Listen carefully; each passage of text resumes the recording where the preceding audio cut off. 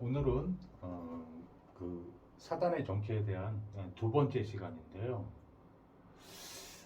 사도행전 4장 18절 그 다음에 5장 40절 그거 가지고 저번 시간에 그 말씀의 은혜를 나눴죠. 근데 사단마귀 귀신에 대해서는 사실은 성경에 그 영적 세계, 영적 존재에 대한 영적 싸움에 대한 영적 전쟁에 대한 이야기가 너무 많이 나와 있어요. 사실은. 자, 인간이 이 영적 존재와 영적 세계를 모르면 살아갈 수 없다라고 성경은 밝히고 있는 겁니다. 그래서 하나님의 이 성경의 약속은 뭐냐면요. 인간을 너무 사랑하셨기 때문에 그걸 이겨낼 힘이 필요하잖아요. 그래서 완전히 그 문제를, 이 영적 문제를, 이 영적인 존재, 또 영적인 세계, 또 영적 싸움이라는 게 존재하는데 이걸 이길 힘을 주시기 위해서 그리스도 메시아를 보내주시는 거예요. 그게 성경의 약속입니다.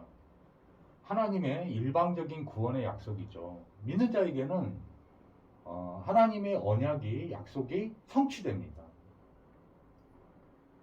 자, 근데 왜 제가 이 말씀의 제목을 지금도라고 표현했냐면 이 사단은 지금 없어진 게 아니에요. 없어진 게 아니에요. 그래서 이제 오늘 뭐 다 하지는 않지만은 다음번에 나눠서 또 사단에 대해서, 또 마귀에 대해서, 또 귀신에 대해서 각각 역할이 다르거든요. 실제로 여러분 삶 가운데서 여러분이 눈에 보이는 세계가 될 수밖에 없는 건데도 잘 안 되어지고 일들이 뭐 또 예를 들어서는 여러분 마음과 생각 속에 고통이 오는 이유, 근본 이유가 다 여기에 들어 있습니다. 성경은 그걸 밝히고 있는 거예요. 제가 하나씩 자세히 그 이유를 또 그 해결책을 제가 받은 응답으로 성취된 언약을 중심으로 말씀을 좀 드려볼게요. 창세기 3장 1절에서 6절 이 이야기의 배경을 조금 아셔야 되는데 성경은 요약을 좀 하면 첫 번째는 하나님께서 창조주 되신다고 성경은 밝히고 있는 거예요. 창세기라는 성경책의 그 구약 첫 권이 뭐냐면은 창세기입니다. 창세기 1장 1절부터 성경은 놀랍게도 삼일체 하나님이 1장 1절에 나와 계세요. 놀랍게도 1장 1절에는 태초에 하나님이 천지를 창조하시니라 간단하게 나와 있는 것처럼 보여요. 하나님만 보이는데, 그런데 우리가 그 번역 성경이 들어올 때, 번역될 때, 최초에 우리나라 번역 성경이 들어올 때 그 태초에라는 단어를 썼어요. 그 태초가 아주 오래된 시간 이런 개념으로 오해가 될 수밖에 없도록 그렇게 써놨어요. 처음에 저는 예수님이 그리스도라고 믿어지기 전에는 그냥 아주 옛날이라는 뜻으로 쓴 한자구나라고 생각했어요. 제가 한자를 좀 많이 알다 보니까 그렇지 이상하다. 나중에 이제 복음을 깨닫고 깨달은 거죠. 그러니까 제가 불신자일 때는 정확하게 불신자 상태에 놓여 있을 때는 아니 이런 생각이 들더라고요. 6일 만에 천지를 다 창조하고 우주를 창조하고 인간을 마지막 날 여섯째 날에 만들었다고 하는데 야 이게 좀 심한 거 아니냐. 이 우주가 얼마나 넓고 광대하고 진짜 무한대 영역인데 그러니까 또 신이지? 뭐 이런 생각도 한 적이 있어요. 근데 그 원어 성경, 최초에 쓰였던 성경에 보니까 그게 이제 이런 거예요. 첫째 날, 둘째 날, 그다음에 여섯째 날 이렇게 되어 있는데 그 날이라고 써져 있는 것은 원어로 욤이라고 하는 겁니다. 욤은 뭐냐면 우리나라 말로 숫자를 셀 때도 이런 게 있잖아요. 1, 2, 3, 4 이런 거는 기수라고 불러요. 숫자 중에. 그 다음에 뭐 첫 번째, 두 번째 순서를 나타내는 걸 서수라고 부릅니다. 그 욤은 창조란 순서를 나타내는 원어의 단어예요. 그거 깨닫고 나니까 참 인간은 자기 기준으로 그 하나님을 자기 그 낀 안경을 기준으로 하나님을 바라보고 해석하고 있구나. 참 진짜 그냥 믿음으로 하나님을 바라보던 그 존재가 하나님을 떠남으로 인해서 호세아서 4장 10절의 말씀처럼 하나님 아는 그 영적 지식들을 다 잃어버린 거구나. 영적 상태가 그렇게 빠진 거구나. 이게 깨달아지더라고요. 시간의 개념은 언제 만들어졌냐면요. 시간과 공간을 창조하시는 장면이 나와요. 그 우주의 별들 창조하고 태양, 지구 뭐 이런 거를 창조한 게 네 번째 창조였습니다. 네 번째. 우주 창조를 순서 있게 질서 있게 창조하셨거든요. 보면은 넷째 날에 연과 월과 일과 시가 이루어졌다라고 성경에 나와 있습니다. 그러니까 시간과 공간이 넷째 날에 네 번째 창조하실 때 창조하신 거기 때문에 우리가 그 넷째 날과 또 다섯째 날 사이에 시간이 몇백억 년이 흘렀는지 우리는 잘 몰라요. 신학자들 다 알 수 없어요. 어마어마한 진짜 무한한 하나님 능력을 깨닫도록 쓰여진 거 아닌가라는 생각이 들어요. 참 엄청나죠. 그러니까는 창세기 1장 1절에 있는 태초라는 단어는 시간의 개념이 아니에요. 그래서 원어를 다시 읽어보니까 그 바울이 많이 쓰던 이제 성경은 헬라어 히브리어로 기록돼 있었거든요. 최초에. 근데 그 원어를 보니까 벨레시트라고 써져 있는데 그게 그리스도 안에서, 주 안에서, 예수 안에서라고 약 한 360번 정도를 그 바울 서신서에 썼다고 그래요. 근데 그 원어하고 같아요. 태초에 이게 원래는 그 원어가 벨레시트입니다. 그러니까 예수님이라는 단어가 사실은 그 주님이 그 안에 이미 들어있는 거예요. 그러니까 성부, 성자, 성령 하나님이 이 창세기 1장에 이미 다 존재하고 계셨어요. 요한복음 1장 1절에 보면요. 말씀이 곧 하나님이라 그랬거든요. 이 말씀이신 하나님이 이 말씀으로 창조하시거든요. 말씀으로.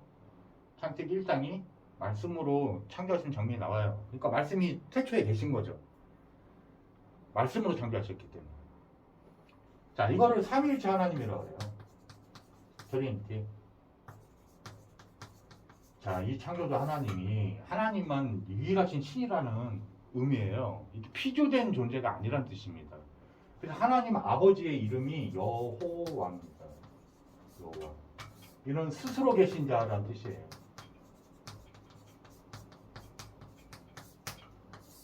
그러니까 남이 뭐 이렇게 창조된 우리가 인위적으로 만든 존재가 아니에요. 신이. 그 그리스 신화나 이런 거는 인간이 상상력으로 더 만들어낸 겁니다. 신화나 설화 이런 거는 거기에 나타나는 신이라고 불렸던 것들은 이 모든 만유를 지으신 이가 아니에요. 피조물과 딱 다른 이름이 뭐냐? 창조하신 이가 있다는 거예요. 성경책만 밝히고 있습니다. 정확하게. 만유 하나하나를 그 종별로 다 지어서 각각 형형색색 처음부터 고유성을, 개별성을, 독립성을 다 부여해가지고 다 창조하는 장면이 창세기 1장에 아주 자세하게 나와 있어요. 2장에 보면은 하나님께서 인간을 창조하십니다. 창세기 1장 27절, 28절 보니까요. 이 삼일체 하나님이 인간을 하나님의 형상을 따서 만들어요. 참 놀랍죠? 이 인간만 이렇게 만드신 거예요. 근데 이 형상은 막연한 게 아니고요. 고린도후서 4장 4절에 보면 그리스도는 하나님의 형상이니라 딱 나와요. 그리스도를 미리 준비하신 거죠. 예배서서 1장 3절에서 7절 보면요. 그리스도는 이미 창세전에 예수님이 그리스도시거든요. 그러니까 이미 이 세상을 짓기 전에 이미 준비된 것이에요. 너무 놀랍게. 그것도 왜 그렇게 준비하셨냐? 나와 있습니다. 거룩하고 흠이 없게 하시려고. 자기의 자녀들이죠. 여러분이 태어나기 전에 이미 하나님은 전지전능하시기 때문에 다 알고 계신 거예요. 그 다음에 28절에 어마어마한 축복을 줍니다. 그들에게 복 주시며 그런데 그 복이 복음이에요. 복음. 그걸로 다스리고 정복하라고 했습니다. 근데 이제 최초에 이제 인간이 이제 그 행동의 첫 번째가 선택이 뭐였냐면요. 이전에 이 인간을 되게 자유롭게 지으셨거든요. 자유가 없으면 로봇가 아니란 말이에요. 이 피조물이 그냥 이렇게 로봇적으로 이렇게 무작위적으로 이렇게 막 그런 존재가 아니었단 말이에요. 무슨 얘기냐면은 창세기 2장 16절에 보면요. 아주 자유로운 존재라는 걸 알 수 있는 단어들이 막 나와요. 그 마음대로 먹다라고 할 때 그 원어성에 보니까 그 원어가 아콜토켈이라고 돼 있는데 그게 뭐냐면 내가 원하는 대로 선택할 수 있다라는 의미에서 나온 단어예요. 그렇게 지으신 거예요. 인간만. 그래서 개나 짐승은 혼은 있어요. 혼. 근데 영적 존재가 아닙니다. 그래가지고 내가 런던에 가서 뭐 어떤 목적을 가지고 내가 가야겠어 이렇게 걔는 살아가고 있는 게 아니에요. 목적적 행위를 하지 않아요. 근데 여기 보면은 이 목적적 행위를 할 수 있는 자유로운 의사, 선택권을 줍니다. 여기. 그리고 17절에 바로 뭐가 나오냐면 그 유명한 선악과 언약이 나와요. 아무리 인간에게 이 어마어마한 다스리고 정복할 수 있는 복음부터 주시고요. 복음 주시고 다스리고 정복할 수 있는 것들까지 다 줬는데 이제 그 자유로운 자유의지를 줬잖아요. 그러니까 하나님을 떠날 수 있는 자유도 존재한단 말이에요. 근데 떠나기를 바라시지 않죠. 하나님이 사랑해서 인간을 지었기 때문에. 근데 그 최초의 선택이 뭐였냐면요. 이 선악과 언약이 뭐였냐면은 그 동산, 에덴 동산을 창설해 주세요. 기쁨의 나라인데 엄청 그 4대 강이 흘렀는데요. 그 안에 풍성한 누림을 뜻합니다. 풍성한 누림이 다 있는데 그 중에서도 그 동산 중앙에 있는 그 나무가 2개가 있었어요. 이 성경 읽어보면 영생을 하는 생명과 나무가 있었고요. 또 하나는 그 옆에 선과 악을 알게 하는 선악과 나무가 있었습니다. 근데 동산에 있는 모든 실과를 네 임의로 먹되, 네 마음껏 먹되, 자유롭게 먹되 그 선악과만 먹지 말라고 한 거예요. 하나님이 그걸 먹는 날에는 정령, 즉 반드시 죽으리라. 하나님을 그 말씀을 불신하면 어떻게 돼요? 불신령 나타나겠죠? 그럼 하나님 그게 떠나는 거란 말이에요. 하나님을 따르는 게 아니란 말이에요. 창세기 3장에 그래서 창세기 3장에요. 1장부터 6절, 저기 1절부터 6절 여기 보면 온 인류에 문제가 다가오게 되는 내용이 나옵니다. 이렇게 공격을 해요, 사단이. 뭐라고 하냐? 이것만 불신앙하고 딱 따먹으면 인간이 죽어버리는 걸 사단이 알고 있는 거예요. 사단이 알고 있는 거예요. 공격할 때 뭐 갖고 공격하냐? 딱 보면요.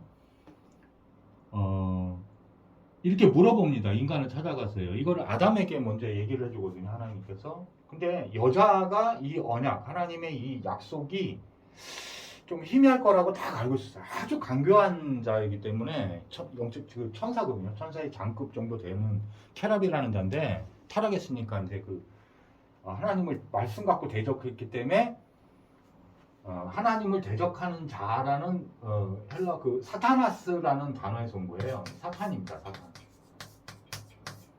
이 사탄이 인간을 찾아갑니다. 인간을 찾아가서 뭐라고 하느냐? 하나님이 참으로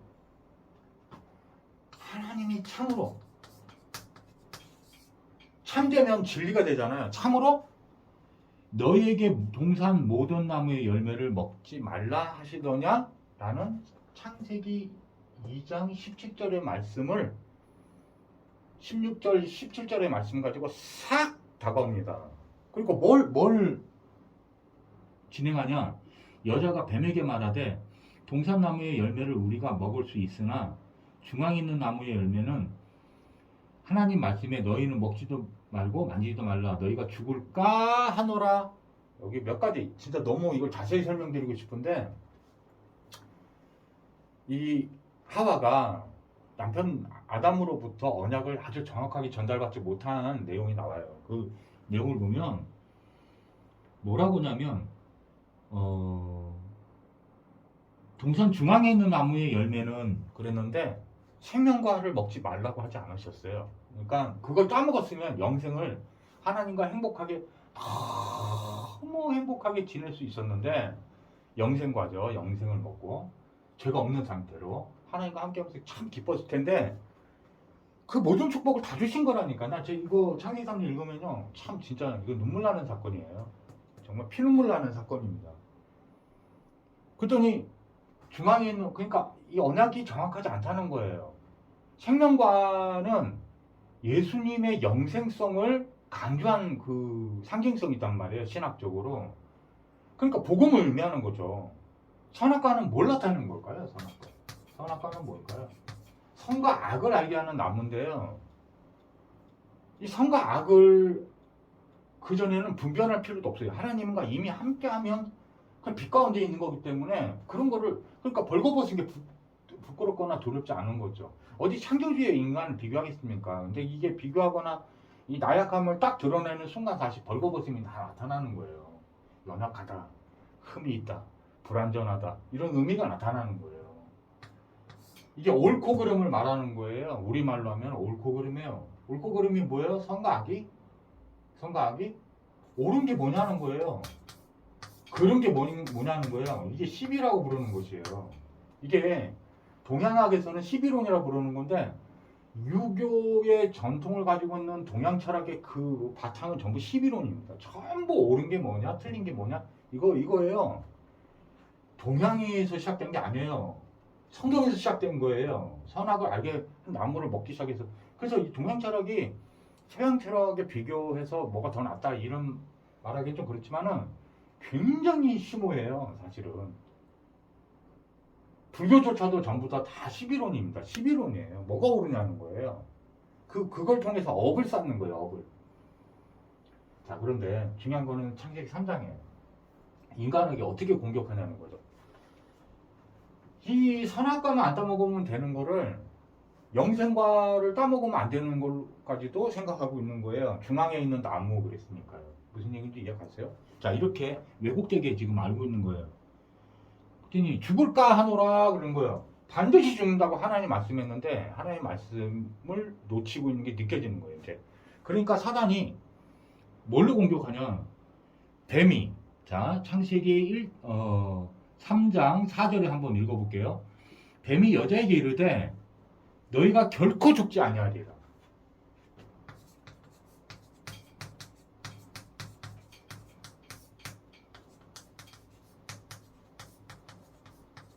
자, 이게 사단이에요. 왜 사단이 하나님의 대적자냐면 하나님 말씀을 바꿔놓는 거예요. 하나님의 말씀, 거룩하신 말씀을 가지고 공격해서 들어오는데 뭐냐면은 사실은 죽지 않는다고 했는데 하나님 말씀은 너 그렇게 하면 죽어라고 한 건데 그 본질을 바꿔놔요. 마지막을 바꿔놔요.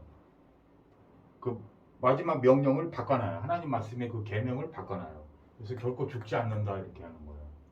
하나님은 죽는다고 했는데. 제 이해 가십니까? 사단이 얼마나 이게 진짜 사람 마음을 이렇게 이게 복음과 율법을 모르면요 그냥 망해요. 망해요. 몰라도 망해요.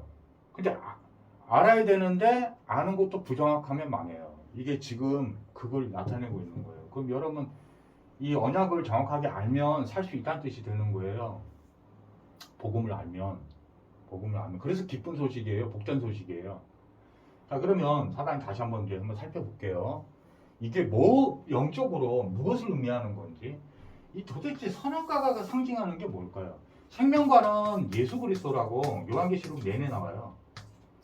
생명 그 실과의 예표가 누구냐면은 생명나무가 누구냐면은 예수님이에요. 예수님을 예표하고 있다. 이 요한계시록이 나와요. 생명나무 대신 예수님, 그리스도 나와요. 그럼 선악과는 뭐냐는 거죠. 선과 악. 여기에 이제 그 다음이 딱 나옵니다. 죽지 않는다 이렇게 해놓고 더욱 강력하게 말합니다. 너희가 사단이 하는 말입니다. 너희가 이 선악과를 먹는 날에는 너희 눈이 밝아져 하나님같이 되어 그럽니다. 예? 두 번째가 뭐냐면 하나님처럼 된다는 거예요.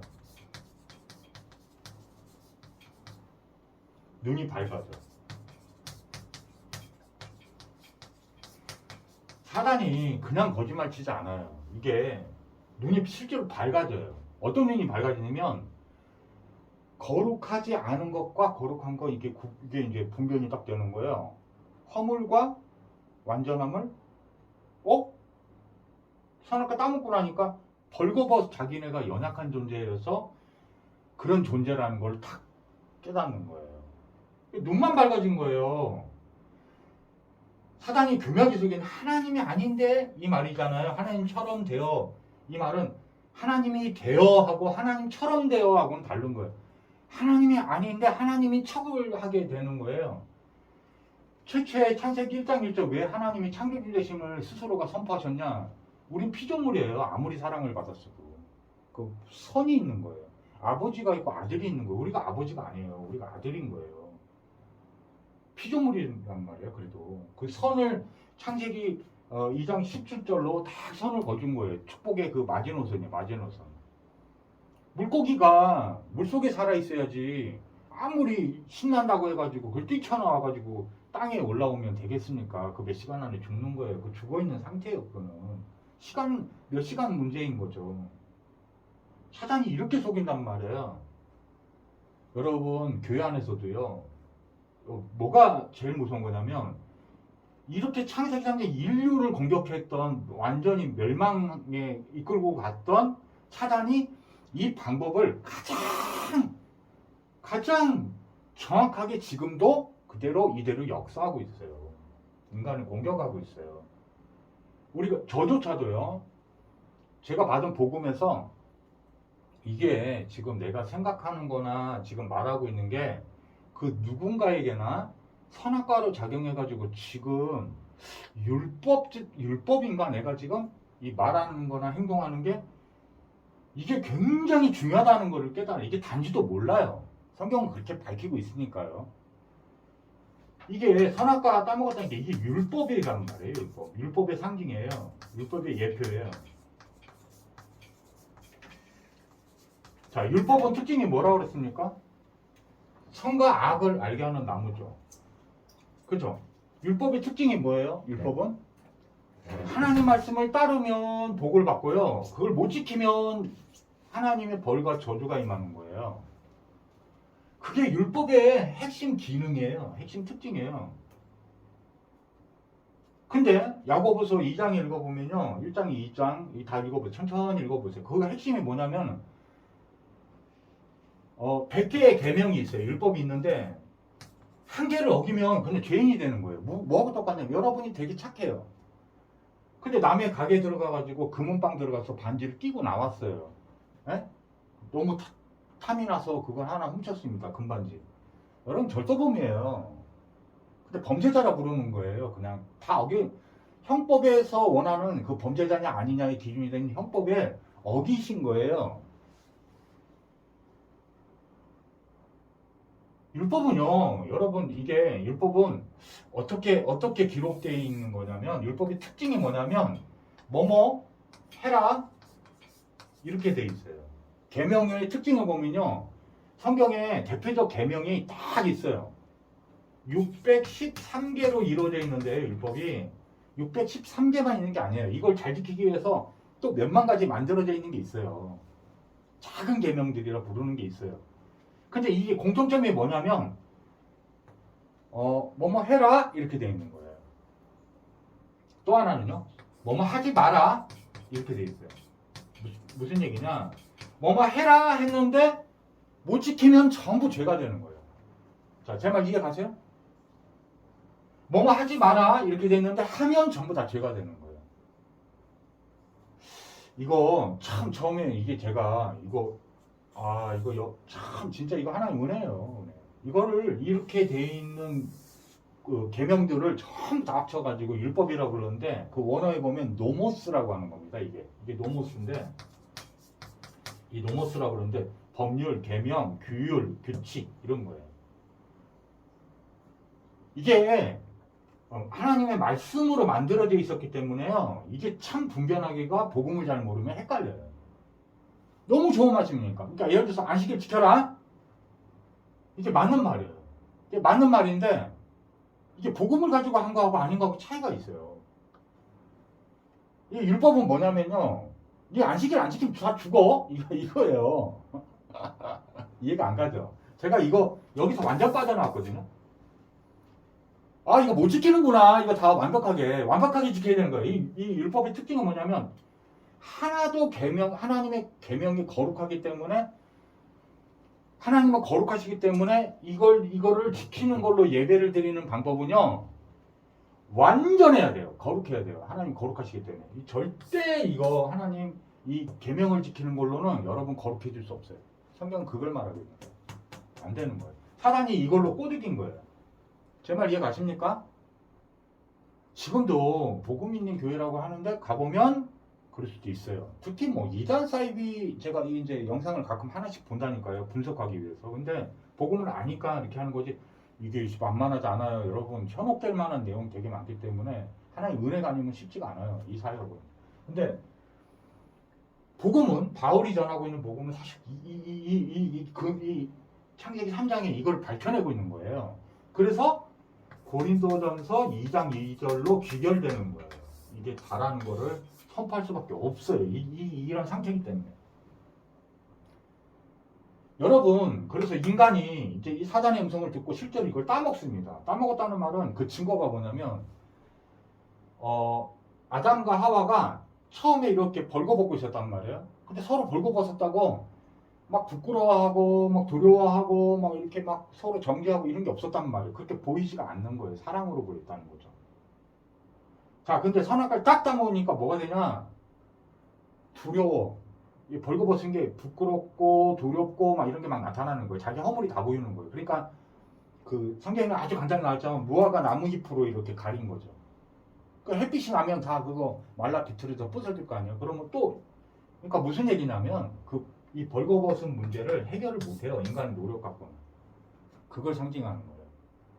그게 종교냐, 뭐 착하게 사는 선행이냐, 뭐 그게 나쁘다는 게 아니라 이 근본 인간에게 다가온 이걸 이제 하나님 말씀을 어겨서 사단의 음성을 듣고 선악과를 따먹었다는 말은 하나님을 떠나버린 사건이에요. 이 죄 가운데 빠져버린 거예요. 이거를 성경에서 이걸 원죄라고 부르는 거예요. 뭐 자범죄 말할 것도 없어요. 우상 숭배한 조상의 죄 말할 것도 없어요. 한마디로 말하면 죄. 로마서 3장 23절에 이 아담이 이 하와가 이 선악과를 따먹음으로 인해서 무슨 이게 인류에 이게 다가왔냐면요. 이 복음을 붙잡지 못하면 똑같은 건데요. 사실은 모든 사람들이 죄를 범하였음에 이제 하나님을 떠나는 상태가 된 거예요. 그 죄예요. 하나님의 영광에 이르지 못하더니 하나님 영광에 이르지 못한 게 죄예요. 죄 때문에 죄. 이해 갑니까? 로마서 6장 23절에 보니까 죄의 삭은 사망이요. 창세기 2장 17절의 말씀이 성취된 거예요. 이 사망은요, 단순히 육체가 죽었다는 걸 의미하는 것만이 아니에요. 그 원어 성경에 보면 반드시 죽는다. 우리 번역본 이렇게 됐는데, 자, 히브리어 헬라어 성경에 자세히 이렇게 읽어보면요, 이렇게 돼 있어요. 죽는다, 이렇게 돼 있어요. 이걸 우리 번역에서는 강조하셨구나. 저 반드시 죽는다 이렇게 번역을 했는데 반드시 죽는다가 당연한 거지만 그 정도가 아니고요. 인간에게 들어온 첫째 사망이 있고 둘째 사망이 있는데 육체 사망과 육적 사망과 영적 사망 두 개를 다 말씀하신 거예요. 요한계시록에도 나와요. 영원한 지옥불에서 그 유한 불못에서 계속 죄값대로 그냥 그대로 벌을 받는 영벌을 말하는 거예요. 이게 둘째 사망이다. 이렇게 나와요. 이해 갑니까? 육체를 벗고 죽으면 끝이 나면 괜찮은데 끝이 아니에요. 이거는 영원한 멸망을 뜻하는 단어예요. 완전히 끝나버리는 거예요. 인간은. 여기서 빠져나오는 걸 구원이라고 한다니까요. 하나님을 다시 만나는 거. 이게 구원이에요. 죄에서 죄사함을 받는 거예요. 이게 구원이에요. 사단에게서 요한일서 3장 8절에 보니까 죄가 있으면 마귀에게 속해요. 마귀의 자녀가 돼버린 거예요. 요한복음 8장 44절. 여야비 마귀. 죄가 있으면 마귀를 순종한 거예요. 여러분이 믿든 안 믿든 이렇게 믿든 안 믿든 여러분 죄 가운데 놓여 있다니까요. 못 벗어난다니까. 이거는 영적 문제로 부르는 거예요. 영적 문제는 못 벗어나는 거예요. 특히 우리가 죄에서 자유케 됐다라고 말하는 이 죄사함은요, 로마서 8장 2절, 1절, 2절 다 해볼까요? 천천히. 그러므로 예수 그리스도 안에 있는 자에게는 결코 정죄함이 없나니. 정죄가 끝났어요. 끝난 거예요. 왜? 율법 아래서는, 율법은 뭐예요? 2절에 죄와 사망의 법이 율법이에요. 죄를 지으면 사망이 온다는 거예요. 이런 영원한 사망이 온다는 거예요. 이 복음을 깊이 들어가면요, 우리가 말 한마디도 이게 되게 율법적으로 해야 하는구나, 이거를 자기가 잘 모를 때가 되게 많아요. 저도 조심하고 있다니까요. 저도 기도하면서 복음을 누리면서 이게 율법적 사고에 찌들린 건가? 이 복음은 아닐까요? 요셉이 예를 들을게요. 예를 들어서 요셉이 이게 이제 하나님을 함께 하시는 게 바로 복음 누리는 거거든요. 이 완전한 복음. 여기서 빠져나오게 하신 게 그리스도인데 그리스도를 누리는 게 복음이에요. 그 그리스도가 누구냐? 바로 마태복음 1장 21절이에요. 그 메시아 보내겠다, 그리스도 보내겠다. 이 사건이 일어나고 나서 창세기 3장 15절에 바로 여자의 후손 메시아 그리스도를 보내겠다 하나님 약속을 줍니다. 근데 약 2000년 전에 예수님이 직접 그리스도로 오셨어요. 그 이름에 그리스도의 비밀이 뜻이 들어있어요. 내가 그리스도야라고 써져 있습니다. 아들을 낳으리니 이름을 예수라 하라. 이는 그가 자기 백성의 그들에 대해서 구원하실 자 이심이니라. 이제 구원자로 다 믿어진 날이 있었다니까요. 십자가에서요. 요한복음 19장 30절에 이 문제를 다 이뤘다, 다 해결했다. 율법의 요구는요. 율법의 요구는 사망이에요. 사망. 죽어야 돼요. 죄 있으면. 여러분, 과거, 현재, 미래. 이게 왜 그 과거, 현재, 미래냐면요. 2000년 전에 예수님 십자가에서 우리의 인생, 죄의 문제, 사단의 문제, 사망의 문제, 지옥 권세의 문제, 모두 하나님 떠난 문제, 하나님 다시 만나야 되잖아요. 이 모든 문제를 해결하시는 장면이에요. 다 이뤘다! 다 이뤘다! 이렇게 하셨다니까요. 다 이뤘다라니까요. 뭘 해는 게 아니라 여러분이 뭘 해결해.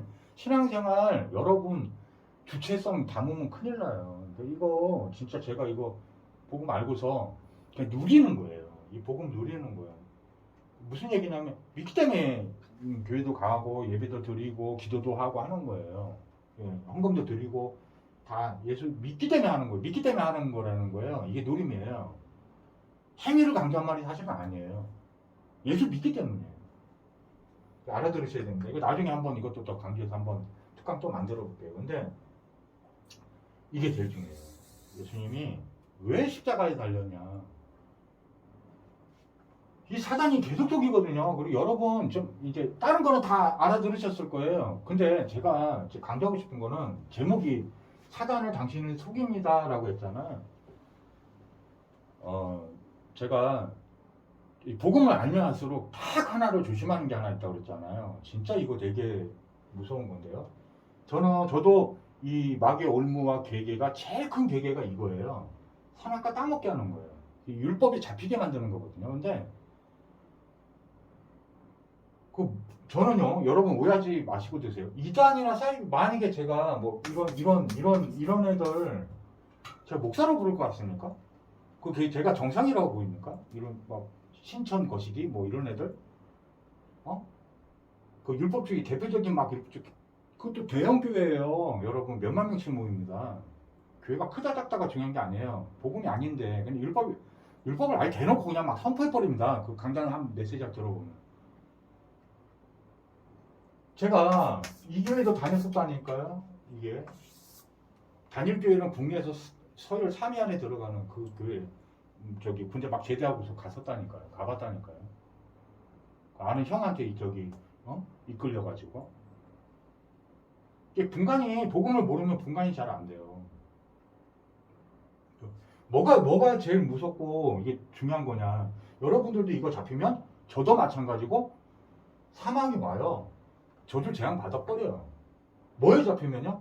율법에 잡히면요. 율법에서 해방된 거라니까요. 형법 법전에서 해방된 거예요, 여러분. 그러면 예수님이 그리스도로 또 와야 돼. 여러분, 이 율법이 내게 있어서 영원한 말씀인데 나하고 관계가 없어야 돼. 그게 자유야. 그게 그 증거. 여러분, 율법에서 자유한 게 죄에서 자유한 거예요. 죄에서 자유하다 자유다 말한다고 해서 자유한 게 아니에요. 이게 율법이 실제로 내가 율법과 상관이 없는 증거가 있어야 돼. 당신이 듣는 사람이 만약에 이거 잡혀있다, 그럼 당신 망한 거 있는 거예요. 잘된 것처럼 보이죠. 목사까지 됐죠. 근데 늘 가족들 바라보는데 이거 왜 똑바로 못하지? 그걸 가르치는 게 율법이라니까요. 그거 안 넣으면 망한 게 아니에요. 복은 뭐냐? 복됐다. 이 성경에서 말하는 복은 영원한 복이에요. 완전한 제사함이에요. 이게 잘 안 깨달아진다니까요. 이게. 왜? 율법은 특징이 옳고 그름이라, 그것도 말씀 갖고 한 거라. 예수 그리스도 해놓고요. 그 말을 해놓고도 예배 똑바로 안 돼! 이게 율법이에요. 그거는 복음이 아니에요. 이제 복음 잘못 깨달은 거예요. 정말 이거 이해하기 쉽지 않을 거라니까요. 율법 잡힌 사람들은. 내가 바른 말 했는데 그래도 거룩한 날을 하나 지켜야지 하는 거예요. 다 거룩해야 돼요. 일주일 내내 거룩해야 돼요. 여러분 24시간 거룩해야 돼. 하나님은 욕심이 많으세요. 하나님은 거룩한 욕심. 하나님은 인간을 사랑하는데요. 그 사랑하는 대상이 자기만 진짜로 참으로 믿길 바래요. 자기 의지하지 않길 바래요. 우리 의지할 게 뭐가 있습니까? 이게 율법은 자기 의지하는 거거든요. 자기의 거룩함, 자기의 의로. 그래서 네가 조금 뭐 거룩해야 되지 않아? 뭐 이렇게 얘기하는 거예요. 아니요, 완전히 거룩해야 돼요. 예수 믿는 것밖에는 완전히 거룩해지는 방법이 없어요. 포기하세요, 포기. 포기도 안 해요. 되게 떨어요, 막. 그 성경에 읽어보면 나오잖아요. 사복음서 보면은 그 율법주의자들이 율법으로 자기 거룩을 만들려고 하는 사람들이란 말이에요. 이게 참 되게 교묘하단 말이죠. 이게 사단이 진짜 이거 딱 보면 안 죽는다니까 이런다니까요. 결코 안 죽어. 네가 율법 해도 괜찮아. 바른 말 했잖아. 바른 말. 신약도요. 율법주의자가 읽으면 율법적으로 그걸 해석해요. 잘 이해 안 되죠? 지적질하는 거에 도구밖에 안 돼요. 이 복음이. 되게 무서운 거예요. 그 변개시켜버려요. 복음을. 복음은 아니에요. 그게. 예수님만이 여기서 완전히 구원해준 그리스도예요. 창조주 주인 되세요. 이거에 모든 것에. 이걸 다 주관하시고 다 알고 계신 분이에요. 이거 빼낼 수 있는 유일한 창조주요. 창조주는 창조가 생명의 근원이라는 의미가 들어있잖아요. 생명, 살아계신 주, 살아계신 주. 우리 찬양할 때 내용 핵심 먼저 살아계신 주예요. 생명이란 뜻이에요. 살아계시다. 이분은 생명 살리시는 분이에요. 복음하고 이거하고 딱 간단한 차이가 뭔지 알아요? 그 지적질하고 그런 게 아니고요. 예수 그리스도의 이름으로 계속 살려냅니다. 전부 예수 그리스도의 이름으로. 딱 하나 우리가 할 수 있는 말은 선악과 따먹지 말라고 하는 얘기까지는 그 복음이에요. 복음의 줄기에서 온 거예요. 이게 사실은. 예수 그리스도를 가르치기 위한 몽학선책 같은 거예요. 너 안 된다는 거 이거 의지해가지고는 이렇게 하는 건 복음인데 봐라 옳고 그러지 않냐 하나님 말씀인데 구약 어디에 막 구절 다 어떤 목사 보면요 특히 율법주의자들은 성경 암송은 또 완전 천재 머리도 안 좋은 게 그 또 말씀 암송은 이게 그래서 참 진짜 사단은 정말 똑똑하구나. 이런 생각이 들어요. 이거 아니면 돼요, 여러분. 그냥 예수 그리스도 믿는 게 다예요. 바울이 깨달았다니까요. 이 고린도전서 2장 2절이 얼마나 간단한 줄 아세요? 제가 이거 그대로 암송해 드릴게요. 뭐냐면 이 바울이 전한 복음은 나 이것만 전해야 돼. 이게 바른 복음이야. 올바른 복음이야. 정확한 복음이야. 하나님의 언약이 바로 이거야. 라고 정확한 언약을 여기다 써놓은 거예요. 뭐 오직 예수님만이 창조주 주인이시요 모든 문제 해결자 그리스도이십니다. 십자가에서 우리의 인생 모든 문제를 죄와 사망과 사단과 영원한 멸망과 하나님 떠나 있는 문제를 해결한 그리스도이십니다. 십자가에서 다 이뤘습니다. 이거 외에 다른 걸로 하는 게 아니에요. 이런 거 설명은 이게 신학의 언약의 흐름이었기 때문에 설명한 거죠. 이것도 본질이 아니에요. 이거 설명하려고 하는 거예요. 이거 진리, 예수. 그리스도, 그 그리스도가 누구냐는 거예요. 이게 중요한 거예요. 그리스도 중요하죠. 그리스도가 중요하기 때문에 이퀄 예수 설명 못한다. 그리스도 모르고 있는 거예요. 그리스도 누군데? 예수로 안 끝나요. 여기 어떤 신학적 지식 막 해서 예수님 위에 두잖아요. 그래서 뭐 어땠다는 건데? 예수 믿으면 해방된 거예요. 여기서 믿으시기 바랍니다. 이게 치유의 시간표나 이런 거는 좀 더디게 올 수 있어요. 믿음이 먼저 올 수 있어요. 믿음이 먼저 오는 거예요, 사실은. 육신적 치유나 이런 거 안 됐다고 해서 불신앙 속지 마세요. 사단이 또 속을 겁니다. 그래서 야, 이게 율법의식이 되게 무섭거든요. 그래서 이게 율법이 찌들리다 보면은 야, 내가 하나님 앞에 똑바로 해야 되지 않을까? 저 포기했다니까. 여러분 이 율법에 대해서는 한번 여러분 침례교가 틀린 게 아니에요. 그 침례의 의미가 있는 거예요. 그 의미를 잡으셔야 돼요. 그게 중요한 거예요. 무속이 완전 잔계인데 그는 율법에 대해서 완전한 사망을 뜻하는 거예요. 그 무속에 계속 가라앉아 있으면 어때요? 사람이 죽죠. 죽음을 뜻하는 거예요. 예? 물과 피는 뭐예요? 완전한 제사를 뜻하는 거예요. 부활을 의미하는 거예요. 예수의 피는 부활이에요. 생명이에요, 생명. 피는 생명이에요. 피 빼버리면 사람 저 짐승도 다 죽어버려요. 제 말 이해 가십니까? 율법에 대해서 죽는 시간표가 필요해요. 아, 나 이걸로는 거룩해지지 못하는구나. 말씀이 거룩하지 않아서가 아니라 하나님이 구원의 방법을 주신 거는요. 이 딱 원죄복음이에요. 그래서 바울이 담대하게 말합니다. 갈라디아서 1장 6절에서 8절까지 읽어보면요. 다른 복음 전하면 저주 이미 받은 거예요. 이게 지금 바울이 저주한 게 아니에요. 이 원죄복음이 희색하거나 변개시키거나 율법에 잡혀있는 사람은요. 그냥 그 저주 나무 아래에 있는 자라. 저주예요. 그냥 끝난 거예요. 제가 이 말 안 해서요. 이거 잡힌 사람은 사단의 음성 듣고 이거 하고 있는 거예요. 계속 이 사람 좀 문제 있는데, 이 장로 이거 조금 문제 있는데, 맞는 말 같은데요. 그게 아니라니까. 복음은 그게 아니라. 예수는 그리스도, 너의 주인이시오, 창조주시오.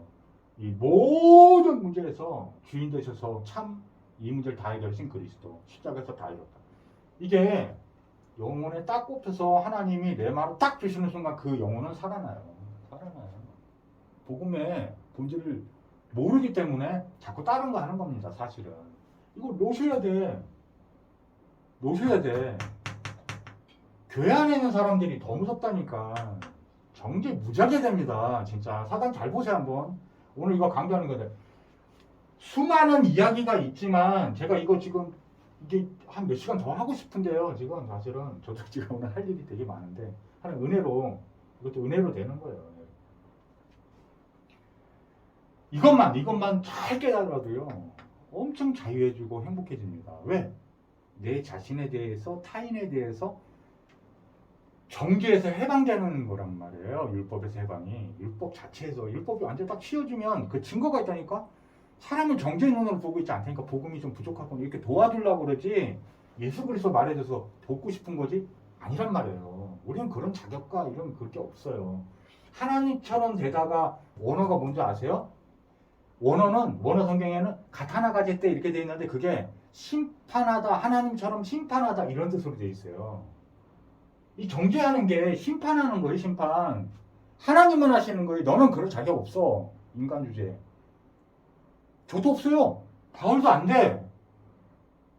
예수 그리스도만 하시는 거예요. 그리고 우리는 심판 이미 십자가 예수님과 함께 심판 받은 걸로 쳐주는 거예요. 그래서 우리는 심판을 다시 받지 않아요. 그렇게 대놓고 그러니까 성경에 뭐라고 빗겠습니까? 이 율법에서 자유를 설명해 주려고 예수님이 직접 얘기했잖아요. 뭐라고 하셨어요?